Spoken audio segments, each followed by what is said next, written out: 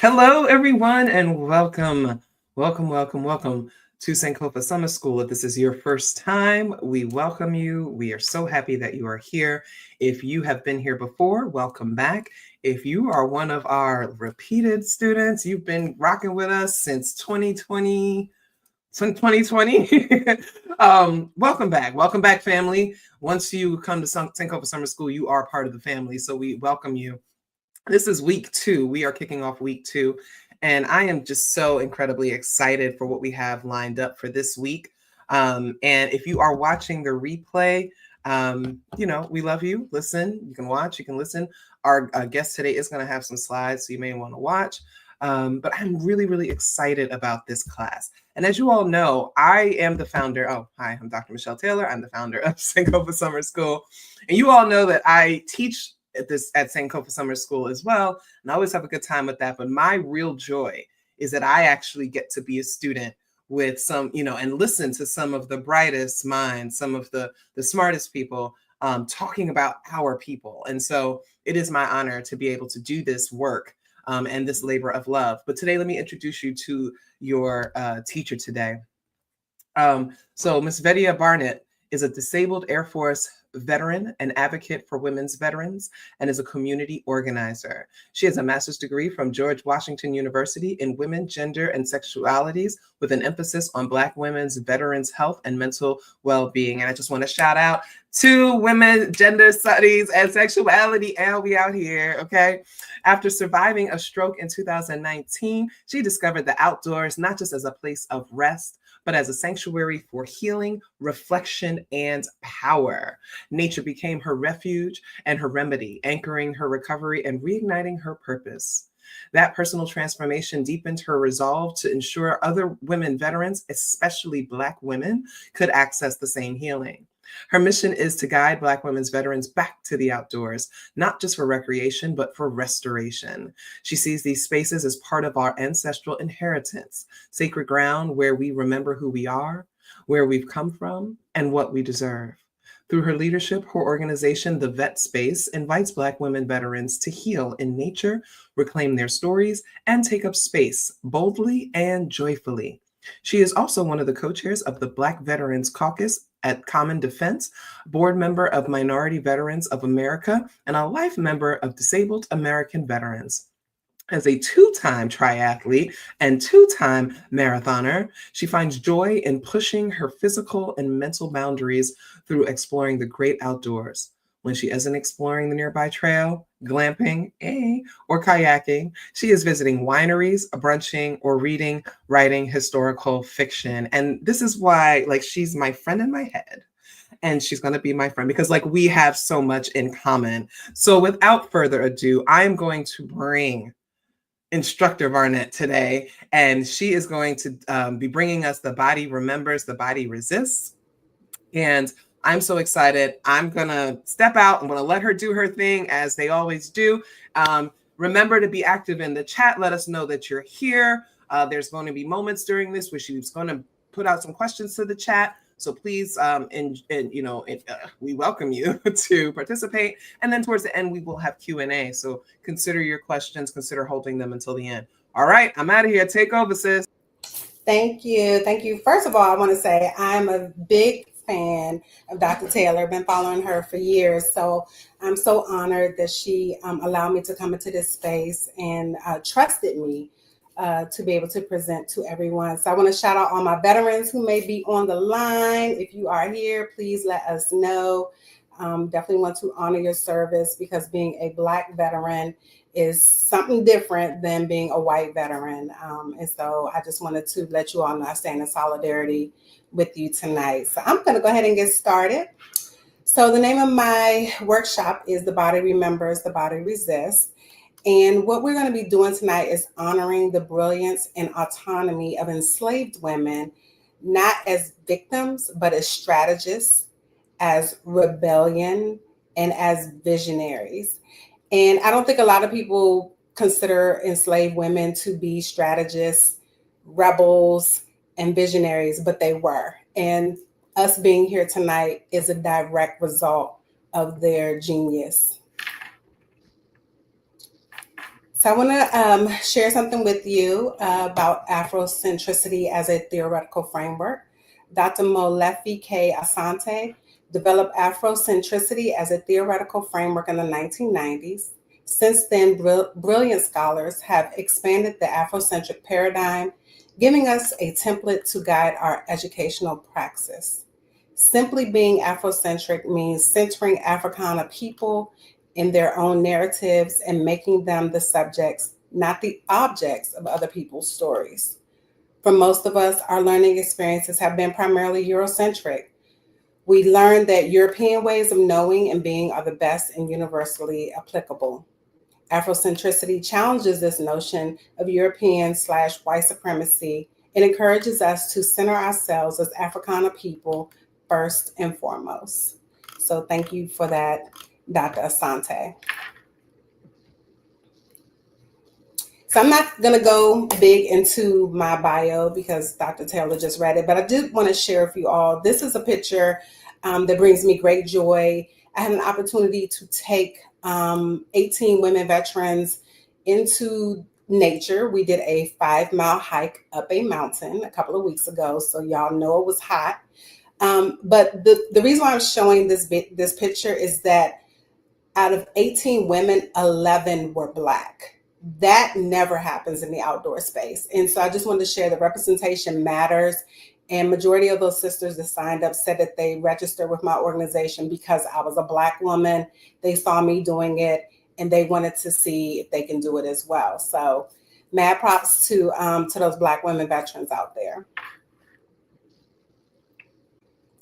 So we're going to do an opening grounding. And I just wanted to ask you, if you want to, you can close your eyes or you can just softly look down and just think about where you hold memory in your body. Is it in your back? Is it in your neck? Is it in your stomach? Just consider that. And also consider, what does it mean to resist when your body is not your own? If you feel comfortable, feel free to write a response in the chat. And our statement of intent today is that we are not here to study pain. We are here to remember power. So as I say that again, just take a big deep breath in and slowly breathe out everything that went on today. And I welcome you into this space.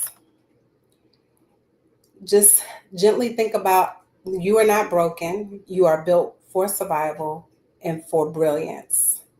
Our ancestors' blood runs through us, and we remember them because they remembered us. And the power that we seek is already within us. It has been whispered to us through generations.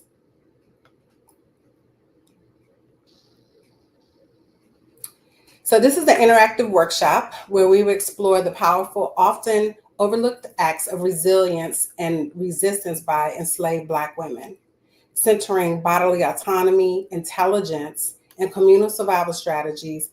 We will engage with these women not as, like I said earlier, as victims, but as visionaries and freedom fighters. Yes, our mothers that were enslaved were freedom fighters. We honor their resistance as embodied knowledge, and we will leave with a call to remember, to honor, and then to act.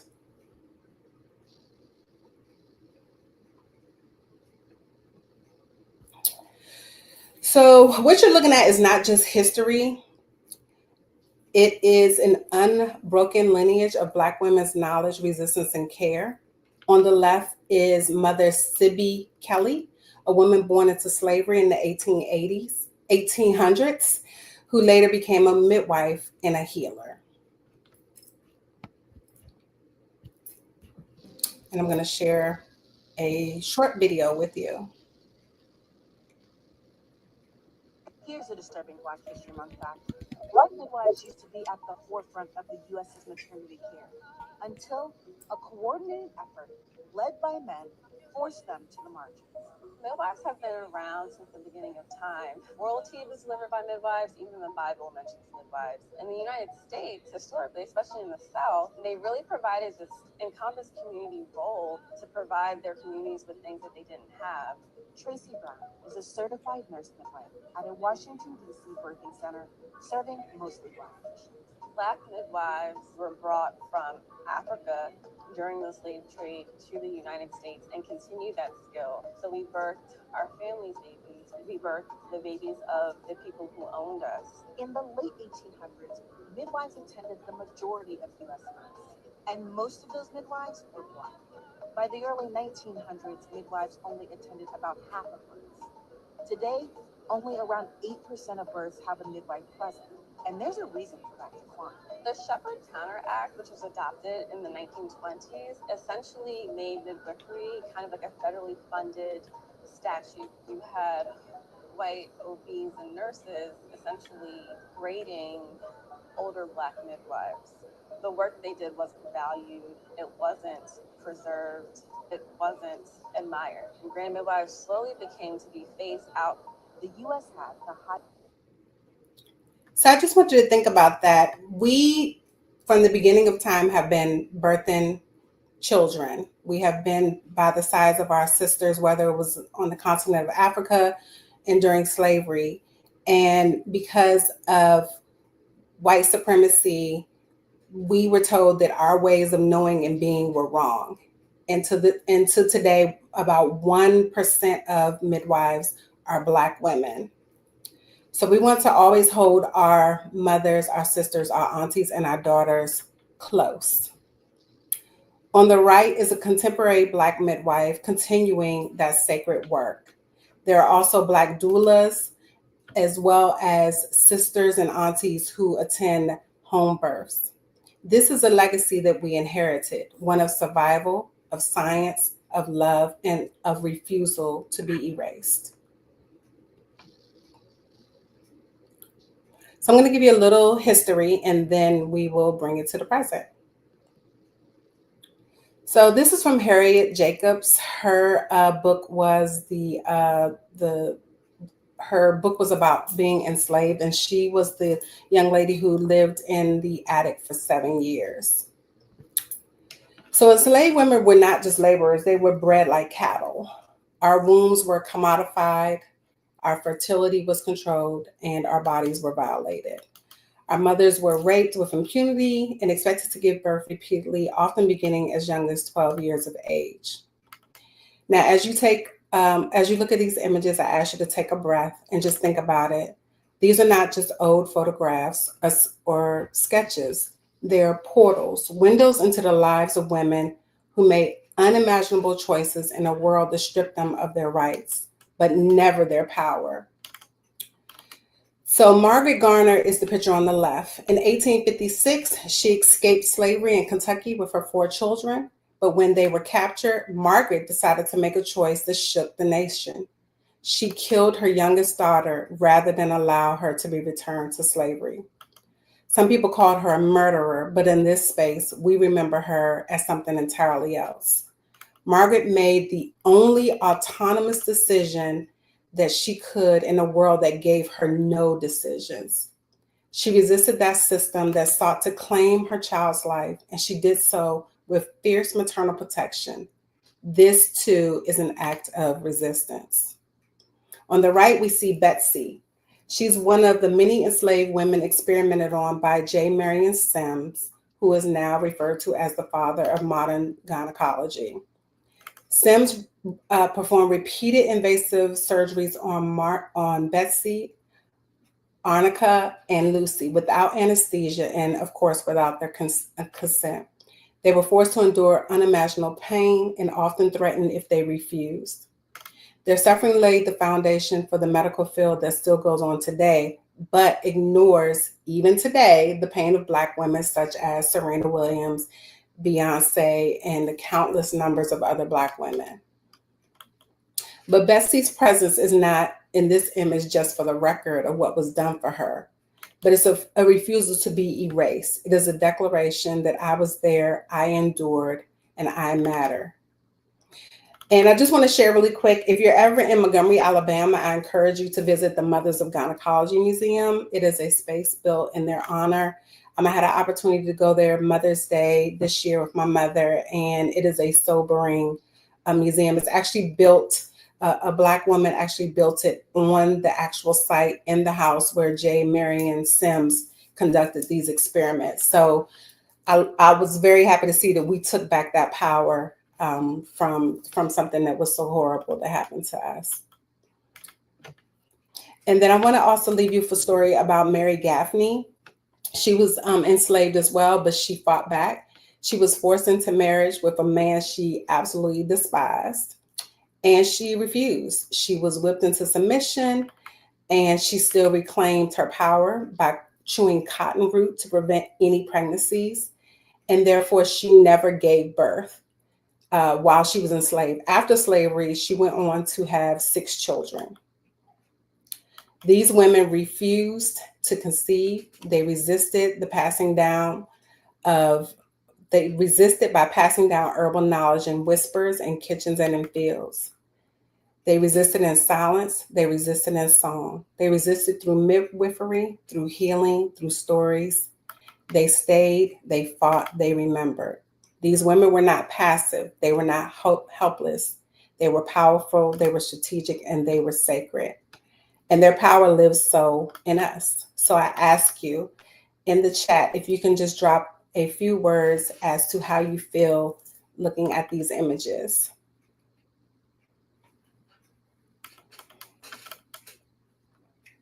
And while we're doing that, I ask that you just carry your thoughts forward as we continue. This legacy that they built is not behind us. It is still unfolding through us.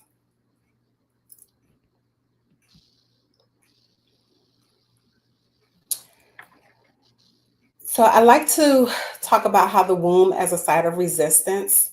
It's very important to understand what enslaved women did. I did touch a little bit on what Mary Gaffney did. But they did have bodily autonomy. And I like to be able to break the myth that they were just, they went along or, they were victims. They didn't have any power. But a lot of these women did have power through midwifery, through knowing herbalism, through storytelling. A lot took their lives. And then there were also those who ran away. So to understand the depth of enslaved women's resistance, we must first understand the battlefield they were forced to fight on, their own bodies. But here's what's often left out of the textbooks. These women were courageous, they shared their knowledge, and they were visionaries. So one of the ways was refusing to bear children. They resisted forced birth through covert communal knowledge. Using traditional herbal wisdom passed down from Africa through generations, they shared what they could with one another quietly and carefully. One of the herbs they used was cotton root bark, which was chewed and made into tea to induce menstruation or prevent pregnancy. And what I love about our mothers, they were so smart, y'all, that they wind up growing it under their cabins so that they wouldn't get caught. So a lot of the roots that they used to prevent pregnancy or to induce a spontaneous abortion, they grew under their cabins so that, that their enslavers would not know what they were doing. Another herb was peacock flower seeds, which were used in the Caribbean and U.S. South to terminate pregnancies. There was also pennyroyal, tansy, rue, and savine, which were known to also bring on menstruation or miscarriage.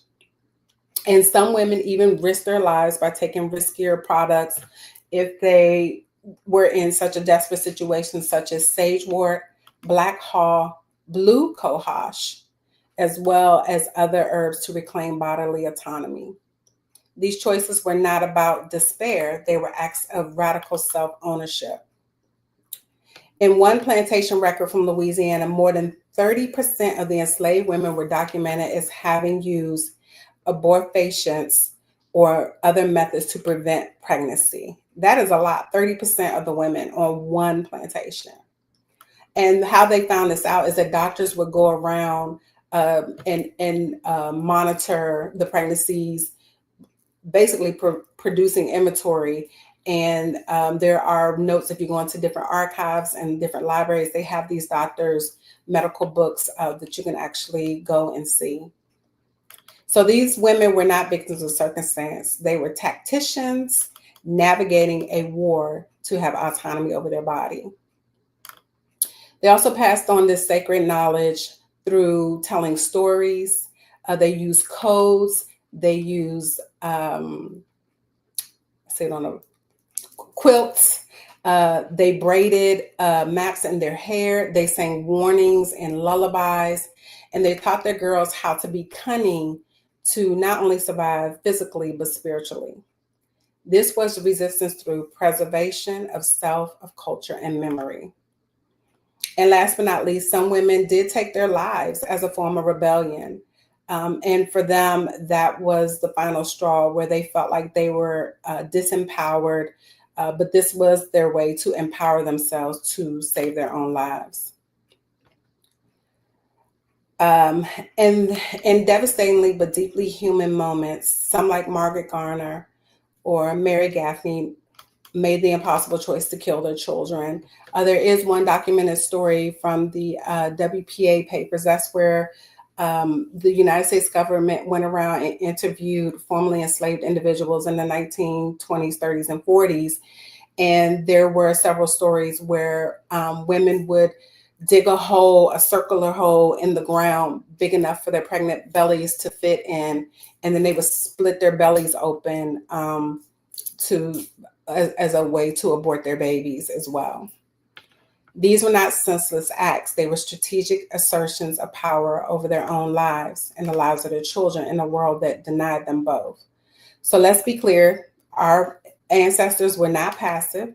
They were brilliant in their defiance, sacred in their survival, and strategic in their resistance. Even when the law claimed their bodies, they refused to give up ownership of their souls. They remembered and they passed this on. So we continue to hold this truth close. They were not broken. They were not helpless. They were visionaries of resistance, and their brilliance lives on in us.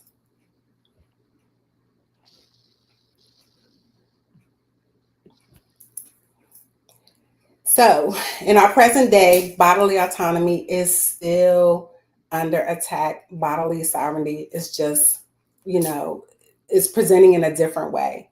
Women's bodies still are being attacked. Women's bodies are still under the presence of being controlled. So Black women still face the highest maternal mortality rates in the United States and infant mortality rates. Black women and our infants die 4 to 1. So 4 Black women to 1 white woman during childbirth and after childbirth. And Black babies die within the first year of life 4 times more than white babies. We also face unequal access to reproductive care and abortion. And this is especially in states with restrictive abortion laws. I live in the state of Georgia. I used to live in Maryland. And so I'm very aware of the changes having moved from a blue state to a red state. We're also punished for our pregnancies. We're policed during our pregnancies, and we're even incarcerated and sterilized without consent. And a lot of Black women, majority of us who have given birth or who have been pregnant, when you go into labor, we're drug tested way more than white women are. And part of that drug testing is so that, if there's anything, even if you have a medical marijuana card and your doctor has provided that for you, they can take your baby and say that you have harmed your baby, and then it puts you into that the Family Child Services system. Black women in the United States also are, according to the CDC, 3 times more likely to die regardless of income. So the same income, if you have a high earning white woman and a high earning Black woman, those Black women still die 3 times more than those high earning white women. So it's not about money. It's not about finances. It's not about the neighborhood that you live in. It's about the color of our skin. And this is according to a CDC study in 2024. Nearly 2/3 of U.S. counties with the highest Black populations have little to no access to abortion services. This is according to the Guttmacher Institute in 2023. In a recent case in 2023, Brittany Watts, a 34-year-old Black woman in Georgia, was charged with a felony murder after experiencing a pregnancy loss at home. Prosecutors claim she unlawfully terminated her pregnancy despite Georgia law not criminalizing self-managed abortion. After national backlash, charges were dropped, but her case is a chilling reminder that Black women's bodies are still created as a crime scene. Bodily sovereignty is still under attack from courts, from clinics, and from our culture. So I call on you to reflect in this moment. If enslaved women found ways to resist with no freedom, no safety nets, and absolutely no rights, what is our responsibility now? If you would like to write that in the chat, what you feel like some of our responsibilities are now, that would be amazing.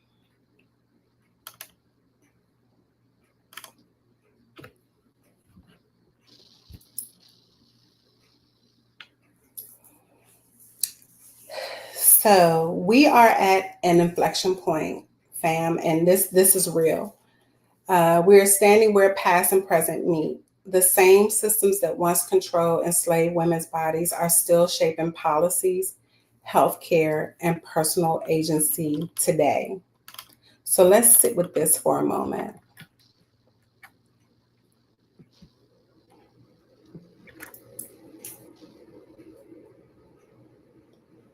And I invite you to read what is on the slide.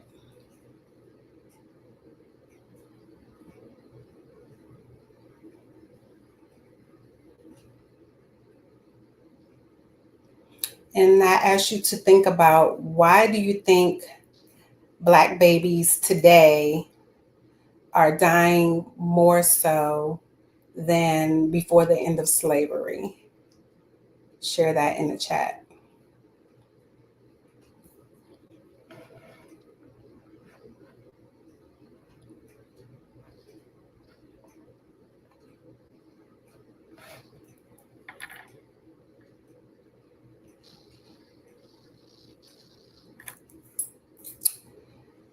All right, so let's begin with this truth. Under the brutal conditions of slavery, Black women didn't just survive, they saved each other. Through whispered knowledge and sacred care, they built a legacy of resistance through healing, resistance through knowledge. Black women shared contraceptive knowledge, not out of despair, but out of acts of courage and defiance. They used all different types of herbs to end pregnancies, not to reject life, but to reclaim power over their own bodies. They decided they were not going to produce inventory for someone's spreadsheet. These practices explicitly disrupted a system that tried to turn their wombs into tools of economic gain. Midwives, grandmothers, and young women passed this knowledge throughout generations. I'm sure some of you sat at your grandmama's kitchen, your auntie's kitchen, getting your hair pressed, getting burnt in the back of your neck, or if that wasn't your experience, I'm sure there were friends, cousins who shared information with you. At the time, you probably didn't know what to do with it, but I hope it's, has come back to help you. And I wanted to share a quote by Jennifer L. Morgan, the author of Laboring Women. And she said, to be a laboring woman in slavery was to be a producer of laborers, an identity forged not simply by reproduction, but by commodification.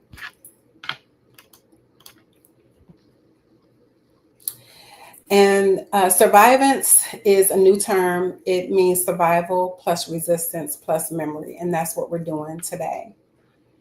There was coded language, so code switching that we sometimes do at school or at work. They did the same thing. They knew how to talk when their enslavers were in their presence, and a way to talk when it was just them. And then healing was sacred. Healing was not just physical, it was communal, it was emotional, and it was spiritual. These women prayed together, they sang together, they held each other through unimaginable losses. So having your child ripped away from you, your mama, your spouse, your siblings ripped away from you. These women created communal protection for one another. They were the first caregivers and the first defenders of Black women's wellness. And today that legacy is still alive and rising in its survivance and action.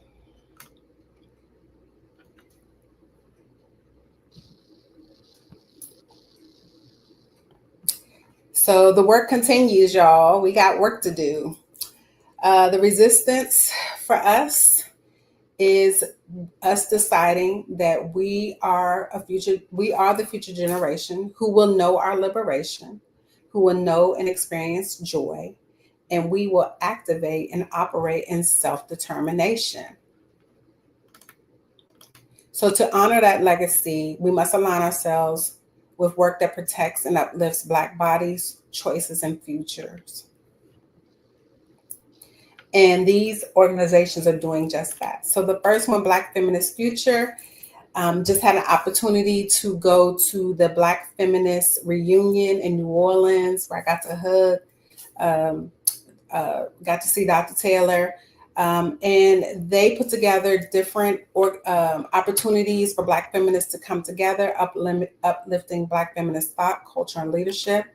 They organize, train, and amplify the work of Black women, girls, and gender expansive people to shape a world where we all are free.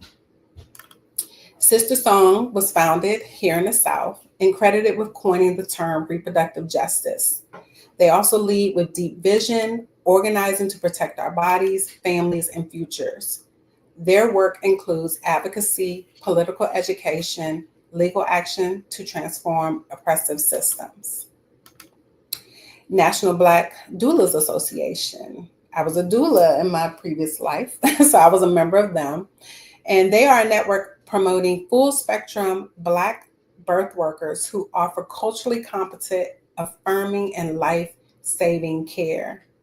MBDA advances Black maternal health through education, community building, and workforce development. Another thing about MDBA, they do work with gender expansive families. And I think that's really important to have individuals who are open to working with all different types of birthing people. There's also the National Network of Abortion Funds. And what they do is they provide direct funding and logistical support for people seeking abortion care, especially right now. This is very important. Their mission is to eliminate barriers to access and restore reproductive freedom. National Association to Advance Black Birth. I was actually a intern for them when I was working on my master's degree. And this is a great organization. They are dedicated to shifting the narrative and outcomes of Black maternal and infant health through research, training, and systemic policy change. They empower birth workers, they train health professionals, and they center Black birthing people in all that they do. And they also created the Black Birthing Person's Bill of Rights. So if you go to their website, you can actually print that out. And if you're pregnant or if you know someone who's pregnant, it gives you a guideline of how to talk to your medical care team. And I just wanted to share that Black women's reproductive freedom is a human right that demands the power to make informed decisions about whether we want to have children and to parent them with dignity, free from violence and discrimination. This is from Dorothy Roberts' book, Killing the Black Body. So supporting these organizations is not charity, it's alignment. If you're asking yourself, what can I do? Here's a perfect opportunity for you to do that. It's legacy work. It's how we say we remember, we resist, and we reclaim.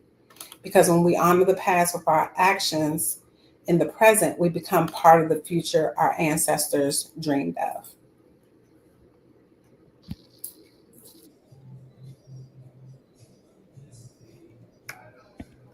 My body, my business, my freedom. You heard it. My body, my business, my freedom. Abortion bans are oppressive as hell. Freedom to choose is freedom. Period. Miss me with that power trip. Visit blackfeministfuture.org/abortion to learn more about abortion care. My body, my business, my freedom.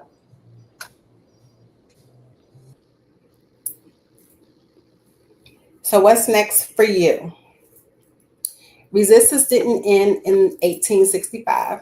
If you don't know, that's when slavery was officially on paper abolished.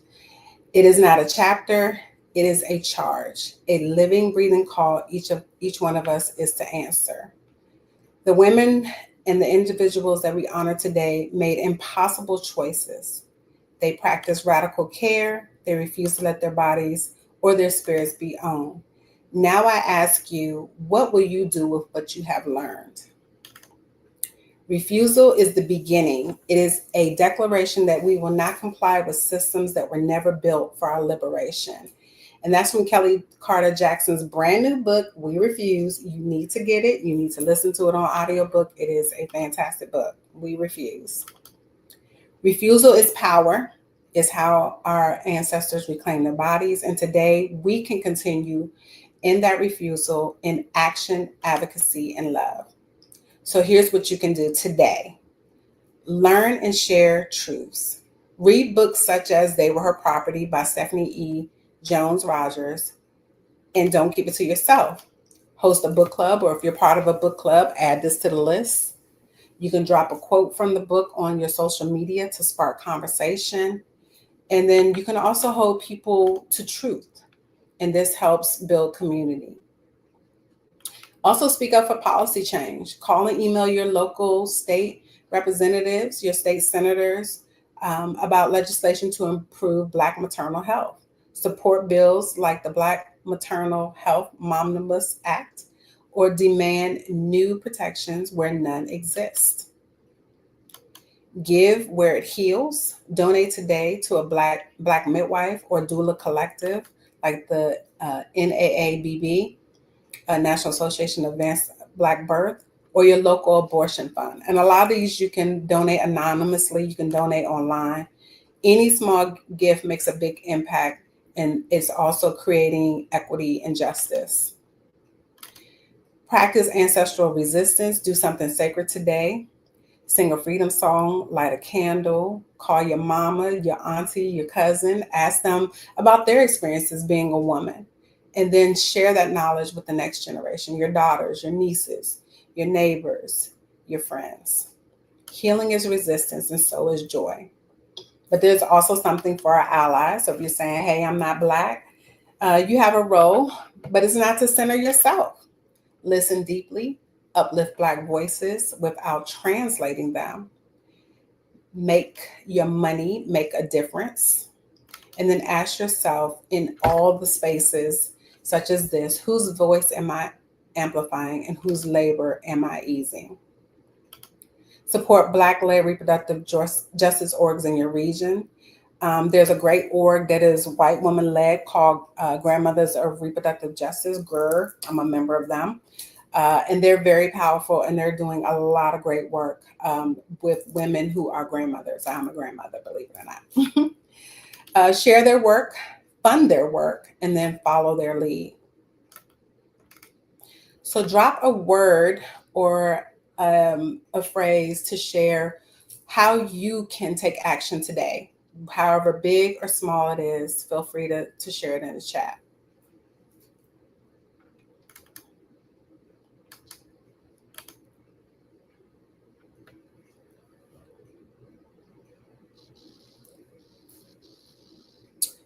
And I'm a big reader, always have been, and I believe that reading is resistance because our ancestors were not allowed to read. So reading is resistance and is a form of restoration. And I think that's why there are so many book bans right now, because reading is resistance. So the stories we explore today will help you get a deeper dive into the archive of resistance, truth-telling, and legacy. So these are just some of the books that I have. and that I've referenced for this presentation. It brings together the brilliance of Black women scholars, storytellers, truth bearers, and those who have insisted on making the invisible visible. Okay. For Sadia Hartman's searing exploration of subjection, and I have that book, Scenes of Subjection. To Jennifer Morgan's powerful framing of reproductive labor, and I have that book called Laboring Women. There are so many books out there where we can learn about how to continue the legacy of our foremothers. And then also, if you did not know, it's a way for you to learn the truth and reclaim history and joy. I also wanted to share when I was at the Black Feminist reunion, Black Feminist Future actually had these little magazines, and they have information on how to be an AB plug. So there's plugs for everything, but you can also be an AB plug, and it has a lot of information on here, even down to how to do a self-managed abortion. And there's a lot of resources in here. So there are a lot of resources available for individuals who want to be able to give back to the communities, to our communities. I ask that you allow this to disrupt you, to heal you, let it shift how you see the past and how you will now show up in the future. Some of these works are very heavy, but they are written for our liberation. Let them teach you how to hold complexity and how to honor resistance with more clarity and care. So out of the titles that you see, are you familiar with any? Have you read any? Are any pique your interest? Feel free to drop a title or two in the chat.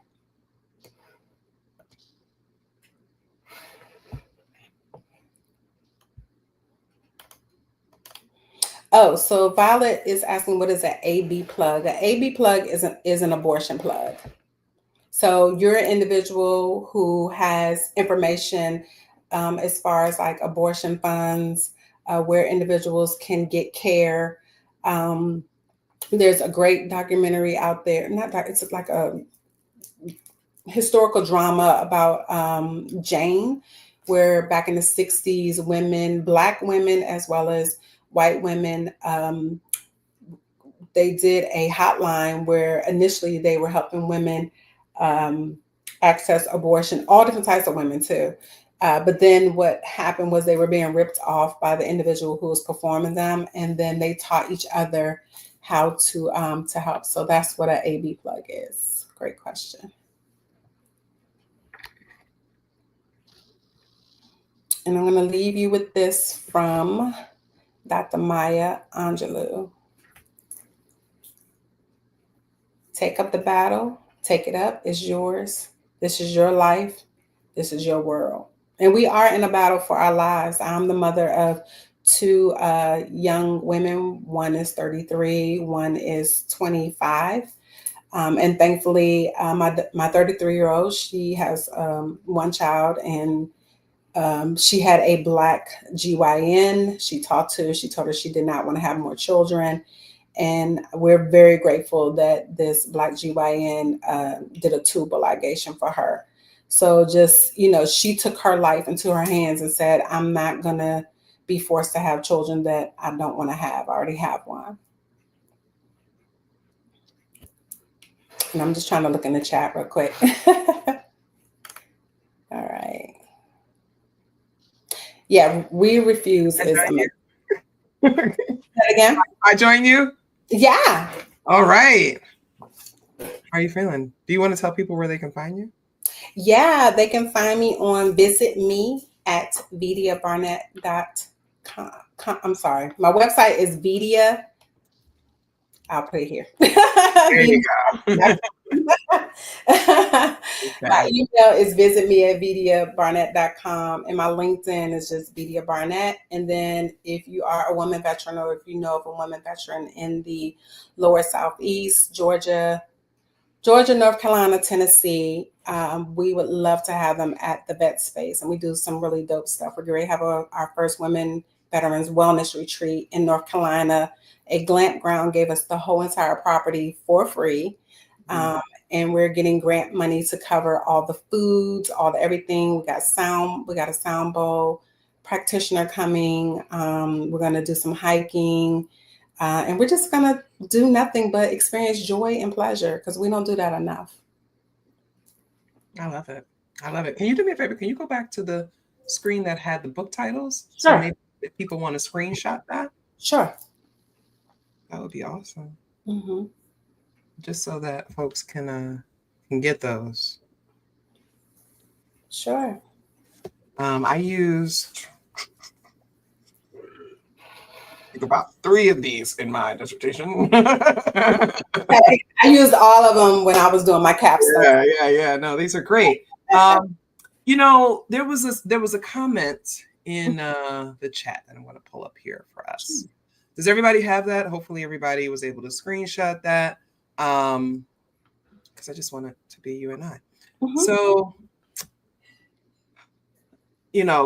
Violet says, continuing to try to educate others, the phrase, "I am not my ancestors," isn't a flex.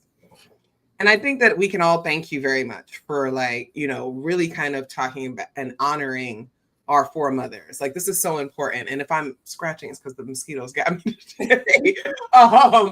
But this also bothers me because obviously as a student of this and as a scholar, I'm just like, no, you're not your ancestors, because you would never survive this stuff. You would never do what they did. You would never have that courage. You sit on your phones all day. You would not have the courage to make these moves and take these great risks that, so many people have taken. And so I just kind of want to get your thoughts on, like, when you hear that phrase, like, what does it make you think of? And like, what are your general responses to that? So what I do, I am very clear that I am the daughter of 2 sets of sharecroppers, one set in Louisiana and another set in Virginia. None of my grandparents had higher than a 5th grade education. My grandfather had to pay a poll tax to vote. My grandmother could not vote. So knowing how my ancestors toiled the land, worked the land to make sure that the next generation and then the next generation and the next generation can survive. So like that survivance, that memory, that survival, that continuing to share that knowledge. I just think it's important for people to understand you wouldn't be here if it wasn't for your ancestors, like real talk, because they had to survive, and a great TV show that's off the air now is called Underground. And it had Journey Smollett, and it showed like how strategic they were in the house, like how they knew how to move around misses and how they knew how to, navigate around, Massa and all these things. Like these women were not dumb. Like they were highly intelligent. And we have to remember they were brought to this country from different regions in Africa because of their skill set. So those who were growing rice in Africa, they were brought to places like South Carolina. Those who were doing all different other, like tobacco and things, they were brought here and sent to various regions in the United States because of their skill set. So these were individuals who weren't just, singing old Negro spirituals and just like that just was not the case. These people worked the land. They were knowledgeable. They snuck to learn how to read, even if they knew they could be punished.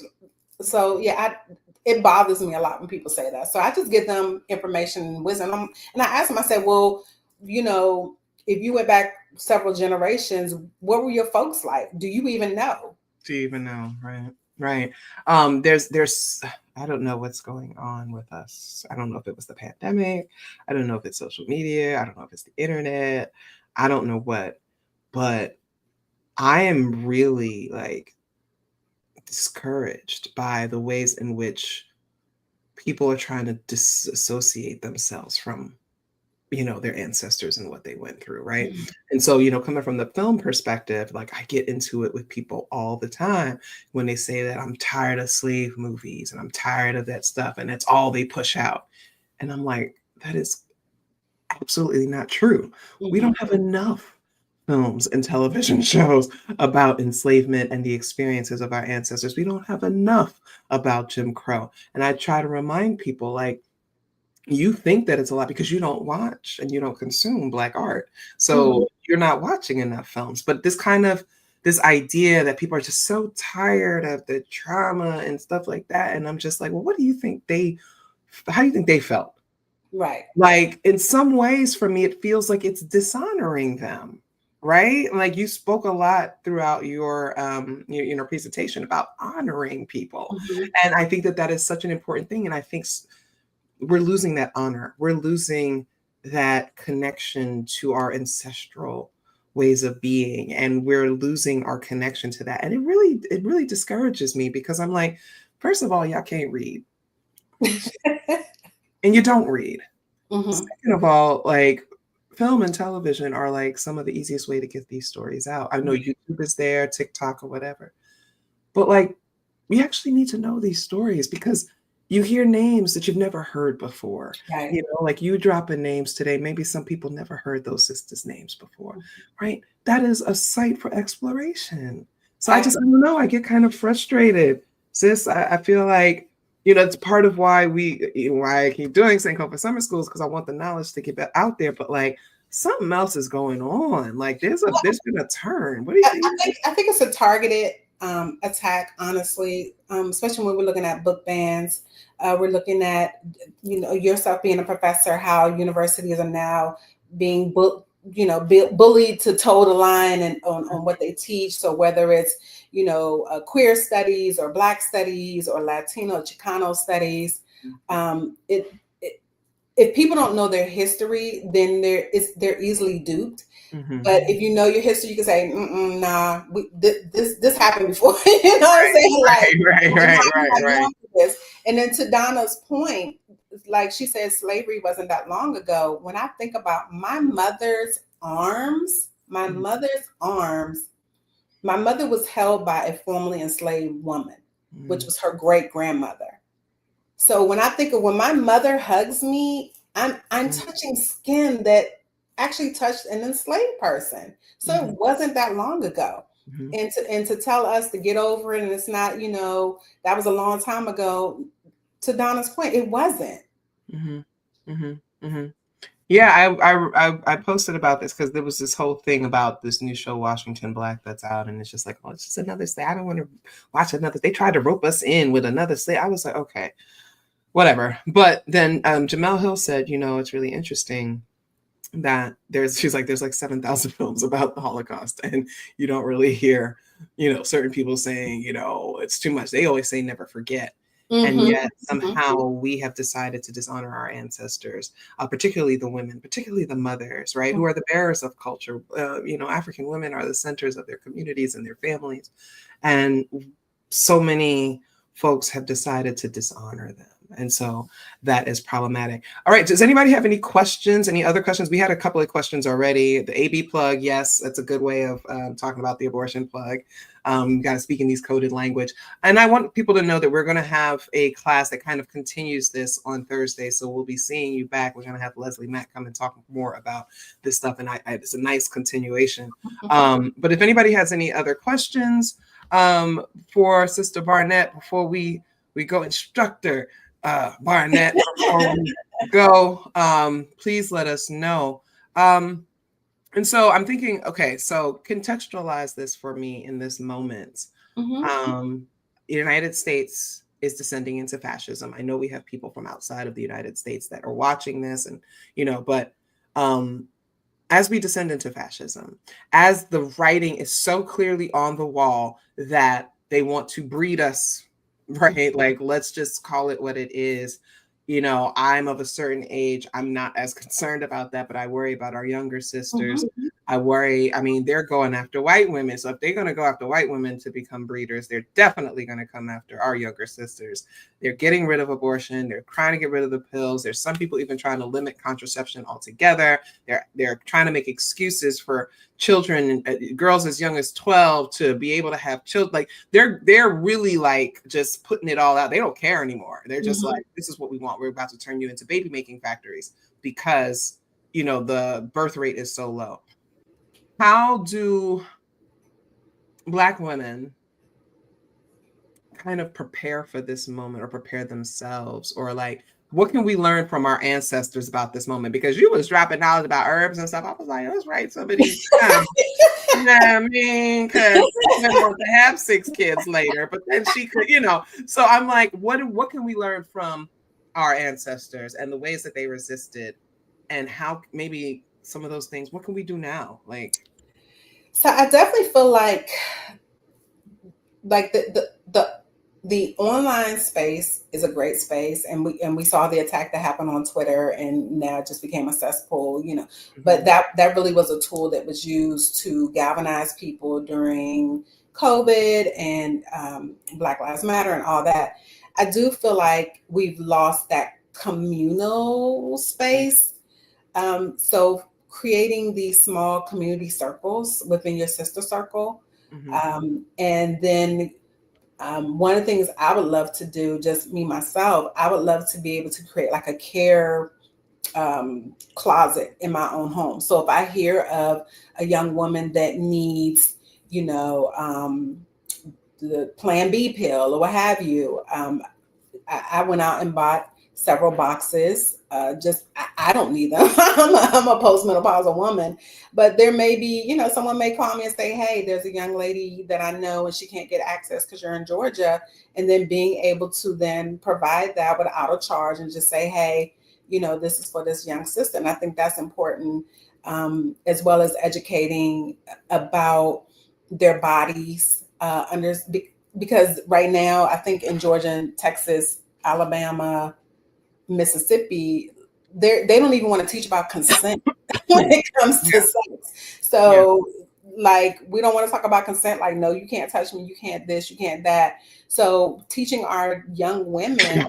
I'm an auntie now. I used to be young and fly and round the way girl and all that, but I'm not anymore. So it's like take that knowledge that I have, because one day I'm gonna be an ancestor, and share that knowledge with the young sisters, and for those who want to hear it. And that's what I love so much about the reunion that we went to, that it was such a mixture of all different types of Black and femme and gender expansive people. And I think creating those safe spaces as well for gender expansive people that are being attacked, and LGBTQ rights is really where we need to start. I think we need to start in our own communities. We could start with Facebook groups or posts or whatever, but then meet up in real life and say, "Hey, let's do some teaching. Let's read our space." You know what I'm saying? Like, because we have to. And that's what our mothers did. The civil rights movement, there was no social media, there was no internet, the people was gathering in churches,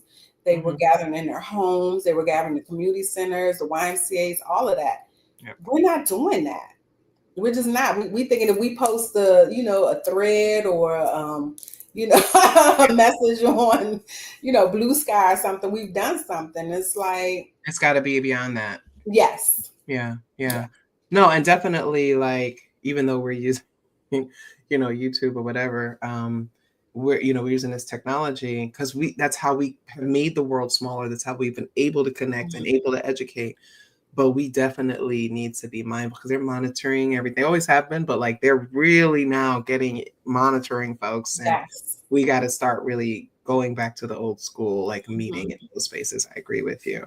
Aren't they claiming it's a crime to give people AB? Some places are, yes. They're trying to criminalize providing people. I think they've arrested a doctor, at least one doctor. I could be wrong. Somebody fact check me, but I do believe that they arrested a doctor for prescribing or trying to give somebody abortion pills. But I mean, the ACLU, the thing that's ridiculous about this administration is that, organizations like the ACLU and NAACP, and just keeping them in court. It's just like, they're trying to, they say they want to do these things. They know that all of these things are not constitutional. They know all these things are breaking the law, but they're trying to do it anyway to scare us.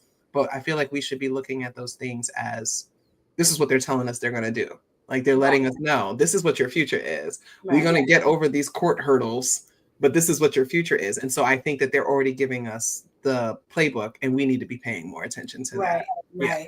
And I think it's important too to understand these, because they're going after higher education and other entities preparing our children if you don't have the money to go to college. I think now they're talking about capping student loans. Yeah, no, they did. They've already done it. You cap the student loans, raising tuition. The tuition Right. is going up. They're capping the loans. They do not want you getting an education. Right. So they've Right. made that So clear. finding other ways for our Yeah. young people to To get find education. to make it, and this could be it. It could be being doulas and Yeah. being herb workers and Yeah. and growing natural things in our yards and doing community gardens. I'll tell you something funny. Oh, they've got laws against you growing your own food in some places too. I just saw somebody saying they got in trouble because they got fined for growing their own food. What? I know in my state you can't collect the rainwater. Like this is You can't collect rainwater. We are already in the dystopia that people think is coming. We're already here, but like we've been eased into it to the point that we don't people are not necessarily recognizing it. Right. And I'm just like, y'all are not really paying attention to what's happening. And Black women will always be the most vulnerable. Right. Right. Absolutely. And we can save ourselves. And you know, Obama I think he had said no one's coming to save us, we'll save ourselves. And it's like, yeah, we have to. And we can't be so involved in all the things, you know, we got to have this and we got to have that. No, you got to have water. You need to have protection for your home. So you need to, you know, be prepared because we don't know what's going to happen. Right. I actually went to a gathering with this Black group, and they were talking about like, yo, we got go bags by our door. You got 9 minutes to get your clothes on, your boots, suited up, your food, and we marching, we rucking somewhere for protection, you know. And so it's like having these conversations that they may seem scary, they may seem, but it's real. Yeah. You know, everyone says they'll survive a zombie apocalypse. Well, that's we close to. You know, the zombies are out there. The zombies are out there kidnapping people off the streets, right? I mean, but yeah, so we are at time. Thank you though. This has been so wonderful. Thank really appreciate you coming to Sankofa Summer School and sharing your thoughts and your wisdom and this history with us. Everybody, please, you know, put a 1 in the chat for for Instructor Barnett, and if you let her know that you enjoyed it. If you're watching the replay, we really hope that you enjoyed this discussion and what was shared today. And I'm gonna pull you off, and I'm gonna close this out. So everybody say bye. Thank you so much again. All right, so we again, as I said, we are in week 2 of Sankofa Summer School, and we have 2 more classes coming up this week. Tomorrow we have I'm No Black, I'm Dominican, a course on Blackness in the Dominican Republic, and we hope that you come out again tomorrow for that. And thank you everybody again for supporting. Oh, final thing, and I forgot to do this. We like to pay our instructors. We appreciate all the donations. This year, about, you know, we changed to a pay what you can model. This year, about half the people that registered paid $0, which I love. Do not take this as me lamenting. I love it. We want pay access. We want everybody to be able to come. And we do appreciate our donors. Just had another person give a generous donation to help with paying our instructors. You can go to sankofasummerschool.com/donate, or you can directly Cash App or Venmo me at FemJones. And all of this gets redistributed back to the schools. It does cover the cost. Each class is about $25 per person. So if you are able to make a donation, if you are able to support the work that we're doing, we really appreciate it. This is totally grassroots. We do not rely on any kind of outside folks, because we don't want anybody telling us what we can and cannot do, especially in this time. So we definitely appreciate you all. We hope to see you next time. And I'm so thankful for all of you and all of your continued support. Okay, take care.